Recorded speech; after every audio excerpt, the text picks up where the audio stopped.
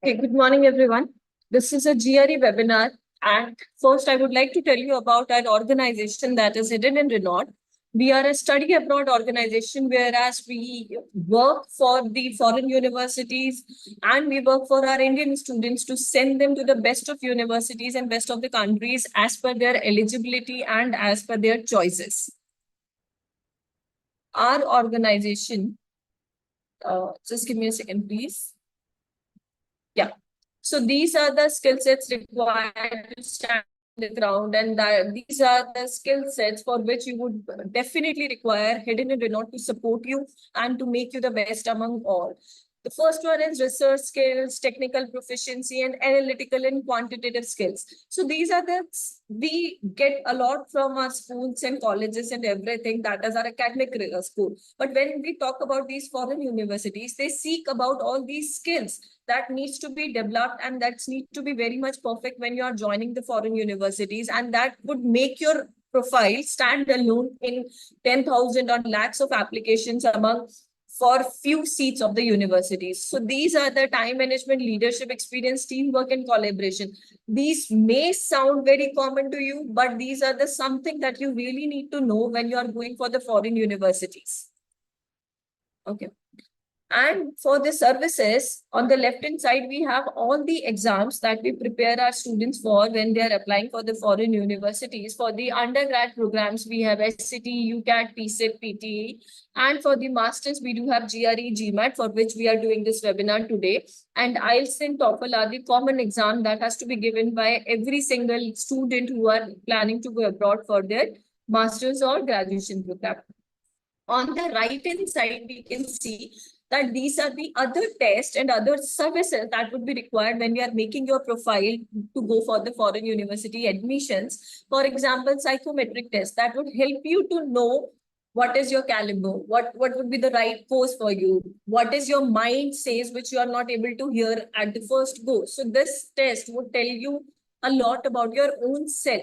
And then we have profile building, which I was talking about earlier, that it would help you to make your skills develop about the different courses. And then we have career guidance, which university, which colleges, which courses would be best as per your performance and as per your choices as well. And then afterwards, we are going to do the most more tedious task for you, which is selecting the universities, going for the admission process, knowing the admission process. And then we have SOPs, LORs, scholarships, and visa assistant that are a lot of work when you are already studying into the graduation program and planning to go abroad. So there are a lot of work which takes good 3 to 6 months. So we are here to help you in every single step of your admission process into the foreign universities. Okay. So these are some of the names of our students who have scored high into GRE, GMAT score exams and have got admission into the foreign universities. As you can see, we have students scoring above them 300, 315, 330, which is actually the very good, even the excellent score in the GRE. These are the few basic things that we need to know about the GRE program, that its validity is for 5 years, for no matter if you are into the first year, second year, and if you are planning to go for the master's degree after doing of 1 year or 2 years of job experience. It doesn't matter. I would suggest you that you should have your GRE exam done. So you would be mentally relaxed that once you are done with this exam, you can apply for the foreign university anytime you wish to, because the validity is for 5 years and test dates are available throughout the year. So you can match your and you can plan your exam according to your own academic calendar wherever you are free. This exam is conducted by Education Testing Services, which is an US-based organization. And this exam is definitely used for all the MBA schools for MBA programs. The examination fees is $220. Now, let's understand the GRE test pattern. It has 5 sections. The total time is almost 2 hours, just 2 minutes less than that. And those 5 sections, we have verbal reasoning, then we have quantitative reasoning and analytical writing. In the verbal reasoning, we do have reading comprehension, critical reasoning, and some vocabulary-based questions. So basically, we have to work on three different sections for the verbal part. Then we have quant reasoning, in which we have to go for the mathematical knowledge and reasoning skills. And the last one is your analytical writing, in which they would be able to gauge your performances on the basis of your opinions, as well as how well you communicate your opinion with well-reserved reasons and the best conclusion. So this is a completely different task, whereas you have to write to 500 to 700 words for this essay writing. Now, this would be your GRE scoring. The total score is from 350, that starts from 260, and that are equally divided between the quant and verbal part. And analytical writing, you would get the different score, which starts from 0 to 6. Now, when we were talking about the 5 sections, this is the division of those 5 sections. The first one is your analytical writing, which goes for 30 minutes, in which you have to write your essay into 500, minimum 500 and maximum up to 750 to 800 words. Then we have quant section, in which for 47 minutes, we have to complete 2 sections, in which we will get 27 questions total. For the verbal reasoning, it is for 41 minutes, 27 questions and 2 sections, as just like quant section. Now, let's understand the key features of this GRE exam.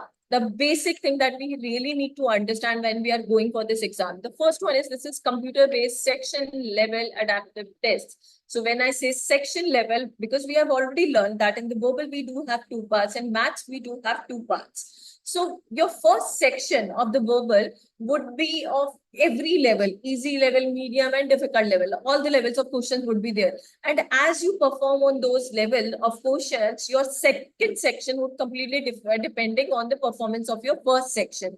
Let's say you have done pretty well into the easy and medium level, but you could not afford to do the difficult level questions. So in the second section, you would not get the difficult level questions. And definitely your marking scheme would be changing as per the performance on the questions. There are no negative scoring. That's why we always ask our student to attempt every single question of the GRE. No partial scoring, because as I would be proceeding with the verbal section specifically, as I'm a verbal trainer, I'll let you know that there are a possibility when you have to answer you have to select 2 answer choices for 1 question. So there is no partial scoring. We have to choose both of them as the correct answer, then only we'll get the right score. And all the questions with the section will carry the same score as we do in the academics, that some questions are of 2 marks, some are of 5 or 10. It doesn't happen into the GRE. You have to attempt and you have to take every question at the same level, because you would not know what would be the marking, and they are actually the same over there. And you would also be provided with the screen calculator for the quant reasoning section for all the calculations.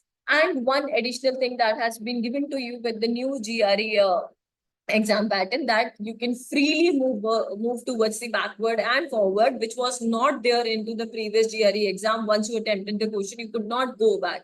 Now they have given you this freedom that you can go through the entire section and you can choose any of the question to revise and redo at any time.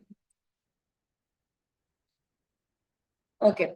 And there are unlimited review and edit option with the section subject to remaining time. This statement may seem very easy and obvious to you right now, but let ask this question to the other students who have given the GRE, GMAT. It is very crucial at that time that once you attempted the question, you could not change the answer at that time. There was a fixed limit time. But now you can review and edit your questions as per your choice, and you can always go back and go forward to the next questions into the new pattern of the GRE exam. Okay. Now, let's talk about the verbal part of the GRE. In the verbal part, like I said, there are 3 sections. So the first section would be your reading comprehension section. In the reading comprehension, we would get different length of passages. That could be the short passages or long passages. The difference between these 2 passages is that the short passage might have only 1 question or 2 questions to it. And the long passages may have from 1 to 4 questions per passage. And on the right hand side, we can see the types of questions. The first one is main idea question, whereas you have to know what is the idea, why the author has written this passage. then they can ask you the tone of the passage, whereas you have to understand the verbs given in the passage to know that if author was very argumentative or explanatory, or maybe just presenting an idea. So there are different tones that could be asked into the questions. Then we have structure of the passage and words placed in the context. These questions actually demands you to undergo every single word into the speculation, and you have to understand every single sentence of the passage. They might ask you or underline any of the statement in the passage and ask you the question for the same. And then GRE's favorite question is infer and imply question, whereas they would ask you what the author infer by the statement and what is being implied by the passage. So again, there are some strategies to do this to these questions and understand and to create the window of the passage to do all these. And then we have strengthening and weakening questions, by which we have to understand the author's opinion and give this strengthening statement to the author or the weakening statement. Now, we are done with the first part of the reading competition. The second one is critical reasoning, which are argument-based questions. So when I say arguments, actually you have to go back to those school debates when we say those used to be the healthy debates, whereas we have to understand the idea of the author, why they are saying it and what they are saying it. And our answer, our speech or the passage would have to go as per the author's opinion. First, our target is to understand the author opinion, and on the basis of that, they might give you the question, whereas they are asking you what's the assumption. That means what is the conclusion of the author, and they might ask you the strengthening and weakening statements to support or to go against the author. Then again, we have infer, whereas they might ask you what the author wanted to say. What do you infer by his words? And then we have explanatory and identifying the reason, what is the supporting statement of the author, why he's saying so. So basically in the GRE, there could be the passages of length of 70 words and maybe 150 words or 200 words. Our main target is to understand every statement. Every statement would have a role to play into the GRE passages, and we have to focus on that. Yeah. Now, these are you can see we have set an example of the question for example over here. These could be the short passages that can come in GRE exam of 50 to 70, as I was explaining. And the question type would be just like this, whereas they are just asking you, it can be inferred that the author of the passage would agree. So we have to understand what the author wanted to say related to this UHECR race. So we know that we have to go back to the passage, find out this noun, and find out the statement which is inferring this statement and get to the right answer to the question. Now, let's understand what could be the other type of questions over here. In context of the author's argument, the last sentence performs which of the following functions? Over here, it is the question based on the conclusion or the assumption of the passage. So again, infer demanded you to go back to the passage from the start. This question demands you to understand the last statement of the argument. Now, these are the critical reasoning based questions. As you can see, the question reads as, which of the following, if true, helps explain the apparent paradox in the statement above? So first, our target is to find out the statement. What is the statement given by the author? What is his opinion? And then we have to find out the paradox of the statement. What is the contradictory to the statement? So we have to understand the passage, author's opinion, and find the flaw into it. That is called the critical reasoning. We have to critics the author's opinion or the argument over here.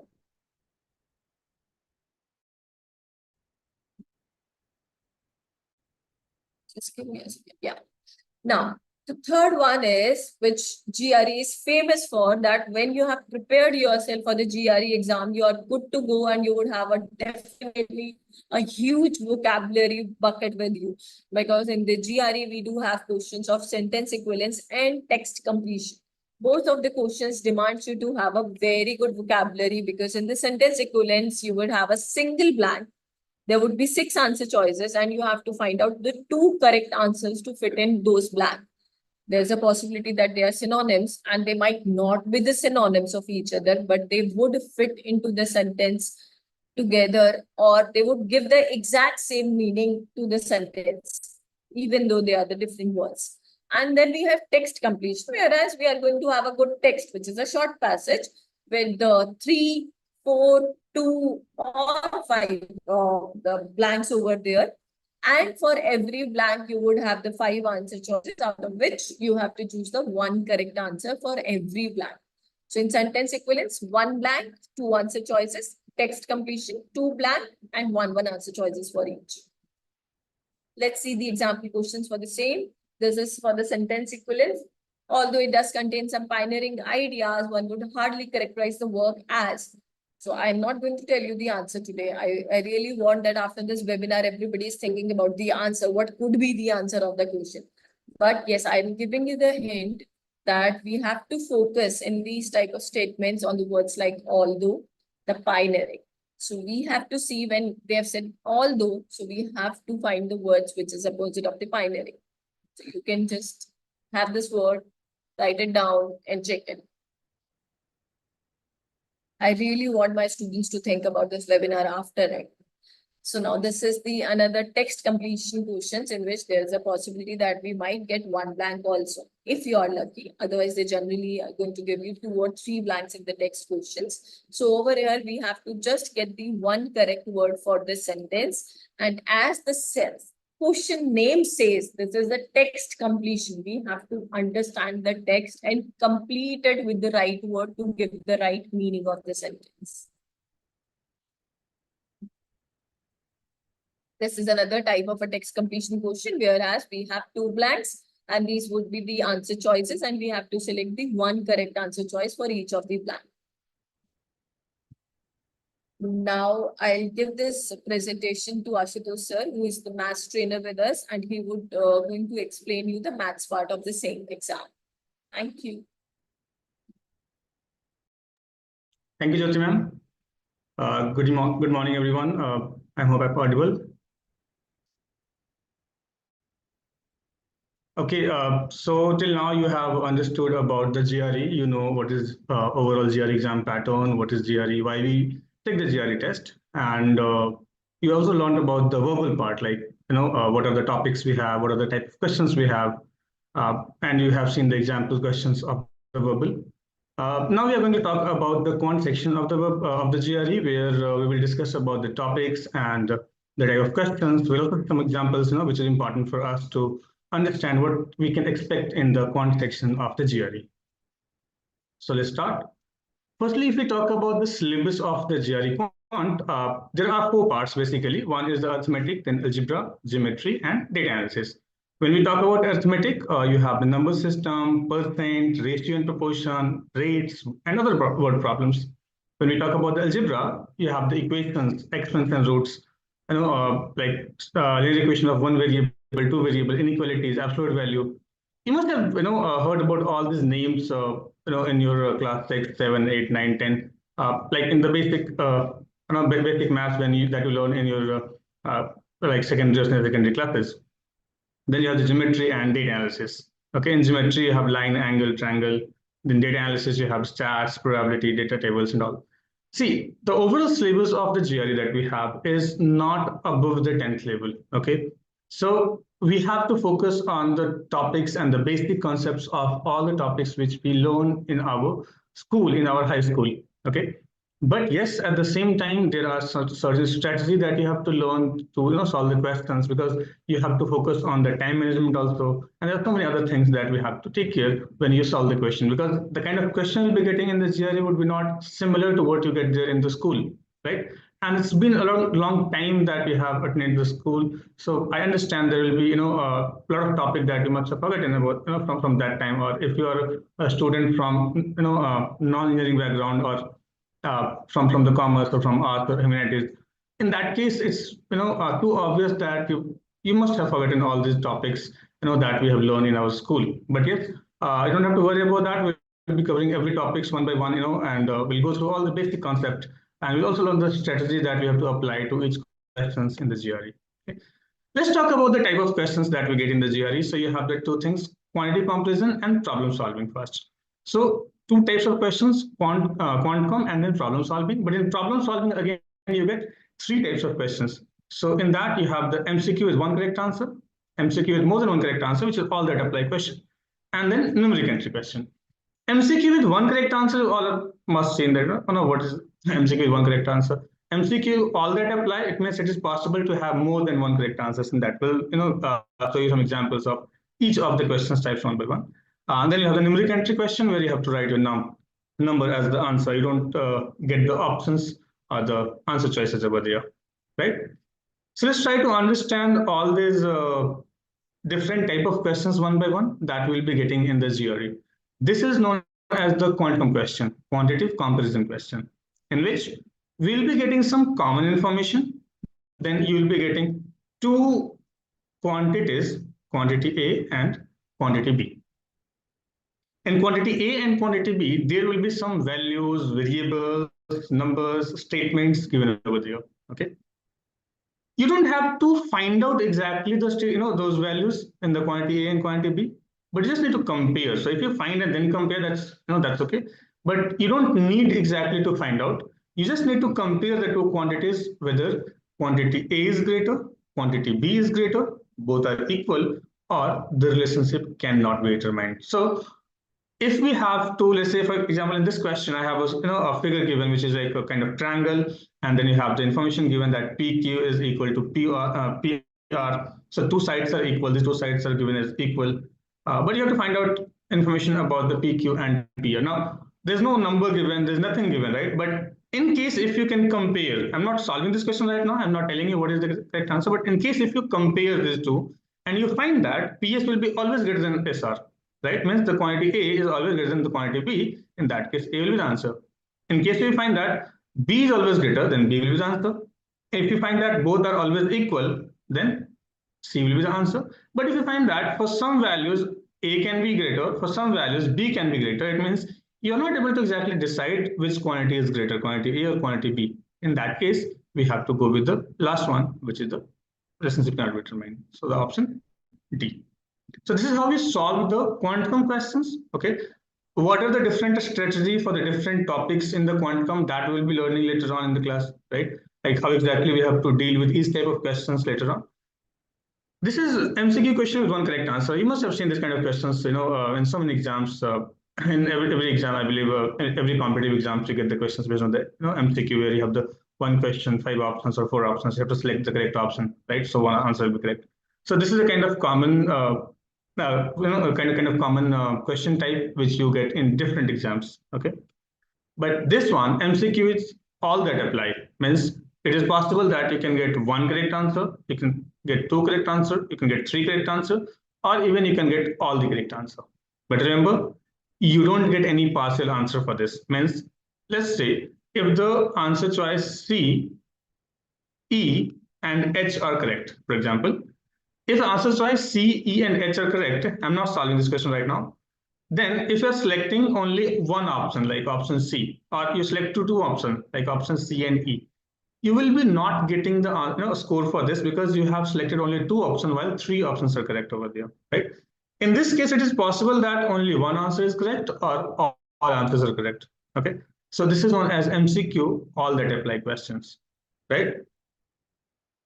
Next, we'll move towards the numeric entry question, in which you'll be getting one question. Then you have one box given. That could be either one box or 2 box like this. So if you have a question where there's only one number, one whole number, integer, or decimal values there as an answer, in that case you'll be getting one single box. If there's a question for which you may get the fraction or rational number, in that case you'll be getting the answer like this with the numerator and denominator.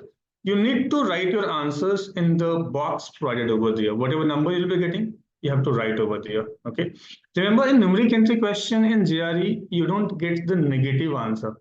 So if you are getting a negative value over there, it means you are doing something wrong. So it's a kind of indication. Even if you don't have the options given, it's a kind of indication that if I'm solving questions incorrectly and if I'm getting a negative answer, means I'm doing something wrong over there, right? So these are the things which you have to keep in mind when you are going for the GRE quant section, right? So I believe that's all for the quant section that you need to know. Rest I will be on your questions, like whatever question you have in your mind related to the GRE, related to the GRE verbal section or the math section. Me and Jyoti both will be able to answer that. So now you can ask your questions related to the GRE exam pattern, quant section, verbal section, and anything else that you find which is relevant to this webinar. Okay. So if you have any question, you can just raise your hand. We'll able to give you the mic. You'll be able to ask your questions by unmuting yourself, and we'll be happy to answer that. Please go ahead.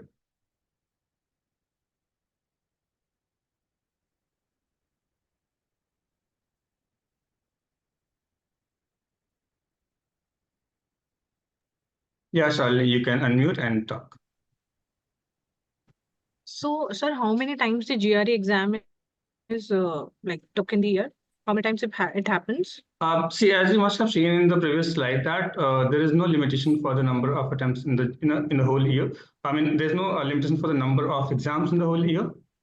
Like it happen throughout the year, so you have to check what time you're available. You have to look for the test center which is nearby to you, where you want to take the test, and what are the available dates and the slots for that particular center, so you can go there and you can take your test. But yes, there is a limitation between the two tests that you are going to take. So for example, if you are taking a test today, and if you plan that I'll be taking a test tomorrow only, so you can't do that. Okay, there should be a gap of 21 days between your two tests. Okay, but yes, in the whole year you can take I think 5 tests are there, so you can take a total of 5 tests in the whole year with the gap of at least 21 days between them. Otherwise, the test is throughout the year, so you can book any test date as per your and the test center ability. Any other questions, Shalini? No, sir. Thank you so much. Yeah, Khushi, you can.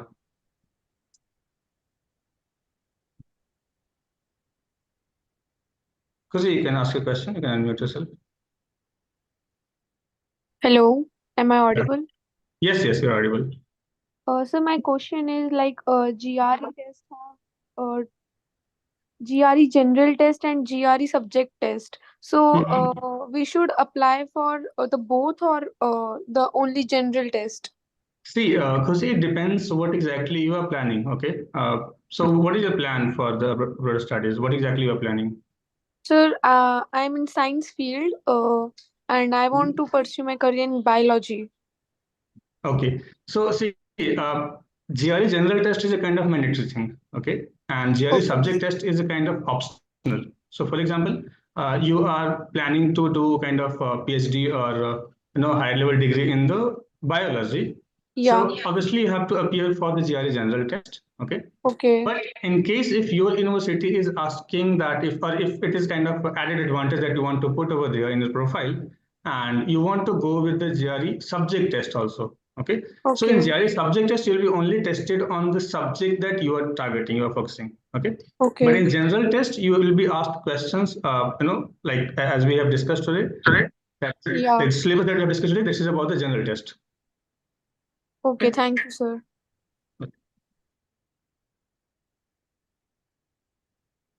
All right.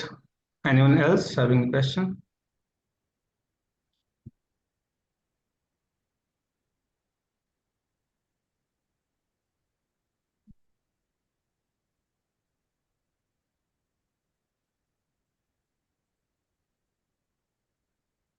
Okay, we have so many attendees in the webinar. You can ask a question, whatever you feel that, whatever is in your mind.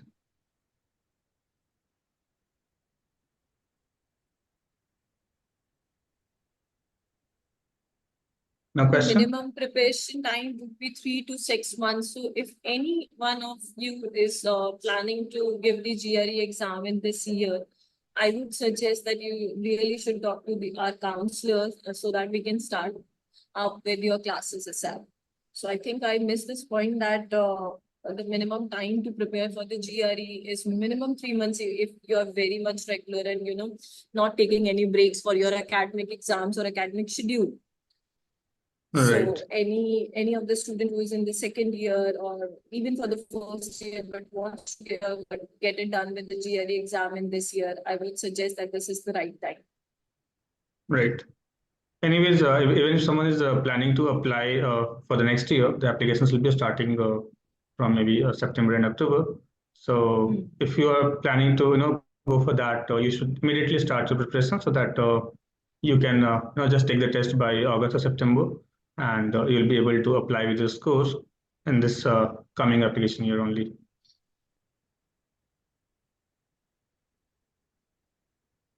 Okay, so I believe there's no question now, right? Jyoti ma'am, we can wrap up the session for today then. Okay. In case any of you are having any question, you can just note down our number, which is there on the screen, and